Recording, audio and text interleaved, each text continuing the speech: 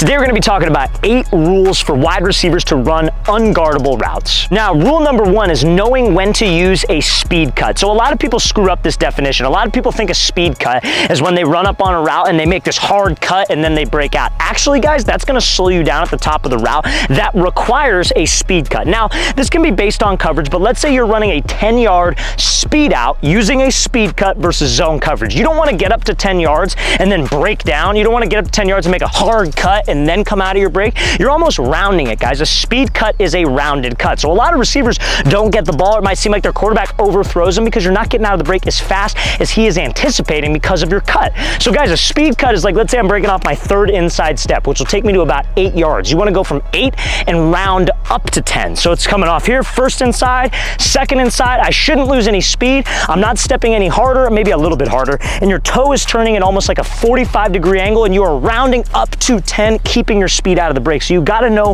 when to use that. Ask your receiver coach at school, ask your offensive coordinator at school, hey, am I using a speed cut on this or am I breaking down? Just so you know, so you could keep the same timing with your QB. Also, fellas, if you are a receiver and you would like to train with us this off season, we are going to be coming out to 15 different cities across the entire US for 2-day long QB and wide receiver camps. So guys, want some more information, want to sign up to train with myself and my staff, check out that very first link in the description below. We'd absolutely love to have you out to any one of our off-season camps. We're going to be coming out to San Francisco, California, Orlando, Florida, Phoenix, Arizona, Charlotte, North Carolina, Austin, Texas, Seattle, Washington. Then we'll be coming out to Chicago, Illinois, Las Vegas, Nevada, Birmingham, Alabama, Houston, Texas, Newark, New Jersey, Boise, Idaho. Then we'll be coming out to Columbus, Ohio, Boston, Massachusetts, and finishing it off in Los Angeles, California. So guys, want some more information? Check out that very first link in the description below. We'd love to have you there. Now, rule number 2 to be a successful route runner, guys, is to know when to snap down on 90-degree breaks. So we just talked about it, right? 90-degree breaks like digs or outs. Sometimes you could use that speed cut where you cut maybe at 8 yards and you round up to 10 so you don't lose any speed out of the break. But there are times where you do have to drop your hips on a 90-degree cut. And a situation for that would be, let's say you have that 10-yard out, but let's say you're facing outside shade press coverage, right? So I could give this dude a move, I come off the route, and let's say he is right on my hip. Obviously, if he's right on my hip, I can't speed cut this thing because I'm going to run into him. What would I need to do? As soon as I get to 10, the route move changes based on the coverage. And trust me, guys, the quarterback knows that because pre-snap he sees that you're getting man coverage. So you're pushing up vertical, you get to 10, we drop my hips, I slip back underneath him, and then I go. Guys, it could be the same on a dig. Inside shade press, give him a move, he's right there with me, I drop my hips. So the break can change based on the route coverage, and you need to know that as a wide receiver. Now, rule number 3 to be a successful route runner is to know how to set up press releases off the line and pair your releases together. So how do I do that? So let's say I have a guy who's inside shade press and I want to go run a fade. What I could do is I could do something called a hezzy skip release, which is where you kick with your back foot, kick, skip, and then go take off vertical. Now, let's say I got to run a slant route versus inside shade press. Obviously, I'm not just going to run the slant because if I run the slant, that dude's going to keep his leverage, get hands, and squeeze me to the inside. So what I want to do is I want to attack his outside hip and outside shoulder. But what I could do is I go kick, skip, 1, 2, 3, put the brakes on my 3rd step, just like how I would run the fade. DB over commits, and I slip back underneath him. So pairing your release is an easy way for you to be unguardable. Rule number 4 to be an unguardable route runner, you guys, is do not reach on your cuts, step down. So let's use that 3-step like diamond release that we just talked about, right? So let's say I come off the ball, let's say I skip, DB's right here, 1, 2, and on the break I reach, right? And when you reach, guys, you try to overemphasize this cut and your foot's outside of your frame. Guess what happens? You reach and your chest raises up, your hips raise up, and a DB is always watching your hips. So when you reach like this, he knows you're no longer running vertical, you break down, and then you're ending up running right back into him. So guys, you need to step down on your cuts anytime that you're doing that like stick type of break. So I come off the ball, skip, 1, 2, 3. I step down so that foot's inside my frame. I don't give up my like pad level. I don't give away the route by raising up, and then I slip back underneath for my slant. So guys, make sure you step down, you don't reach out. Now, rule number 5 to be an unguardable route runner is to understand that your hips sell your releases off the ball. So a lot of times receivers, when they come off, let's say we're doing like a crossover release, like a 1-2. What a lot of guys will do is they'll do this 1-2, but they just step, and they move their head and their shoulders. Guys, the DB ain't supposed to be looking at your shoulders and your head anyways. You have to sell this thing with your hips. So what I say is you want to try to step outside of a DB's frame, but have your hip attached to your foot, and your head should be even with your knee. So I go 1-2. This right here, if a DB's watching watching my hips is more likely to get him to bite. But if my hips just stay down the middle, he ain't gonna bite. He's just gonna sit right there and be able to read exactly what I'm doing.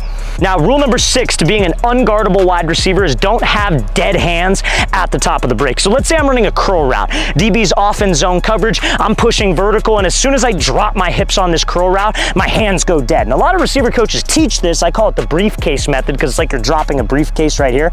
The only problem is, yes, you will stop, but I feel when you briefcase, your feet also briefcase and don't move, and you end up taking a lot of unnecessary slow steps at the top of the break. So guys, my best piece of advice to give you is keep your hands natural. You want to run in and then run out. So I go up into this break, I pump them arms, I drop my hips, but just keep your arms natural. You don't want to beat the drum, as that's going to add a bunch of extra steps, but you also don't want to go dead, as that's going to make your feet die. So keep those hands natural at the top of the break. Also, fellas, if you're a receiver and you guys would like a weekly workout schedule to follow to cover all of the topics that we were mentioning in this video for your route running, your press releases, being able to catch the ball, check out that very second link in the description below where you can get our elite wide receiver training package. Maybe you're not local to a city that we're going to be traveling out to, but maybe you still want to get the work and you still believe in the concepts that we teach. We have created a 2-month-long workout schedule for you guys to follow. It breaks it down. Monday you're doing this, Tuesday this, the exact sets and reps, video examples of everything, so it is extremely easy to follow for you guys. So guys, second link in that description below. We'd love to get you on our elite wide receiver package. Now, rule number 7 to being an unguardable wide receiver is utilizing a mid-route tempo change. So let's say, for example, you have to run like a dig route, and let's say you got a DB who's inside shade press. Remember, we talked about this earlier. You're obviously not going to get the inside release because that's his goal, being inside. You got to take the outside release, and our goal would either be to stack the DB, have him trailing behind me, or be right on my hip. So an easy way to get that DB to open up his hips to the opposite end zone so we could cut underneath him is by using a tempo change to further sell vertical in a fade route. So what I like to tell my wide receivers to do, like let's say I come off, I attack this DB, I release outside, he's right with me, give a little stutter. And that little stutter might make him think, oh shit, he's breaking down. And then you accelerate, he might over accelerate because he thinks you're going deep, and then you could put the brakes on at 10 to 12 or wherever your break might be. So guys, don't be afraid to work in a mid-route tempo change with a stutter, maybe a little skip, or maybe just a little pressure step to get that DB to think that is a fade even more. Now, next thing that you have to do to be an unguardable wide receiver is understand that your rocker step at the top of the break, which is a move that a lot of people can use on a post, a corner, a dig, an out route, anything deeper than 8 yards where you could cut off of 1 foot. A rocker step is essentially a 1-2.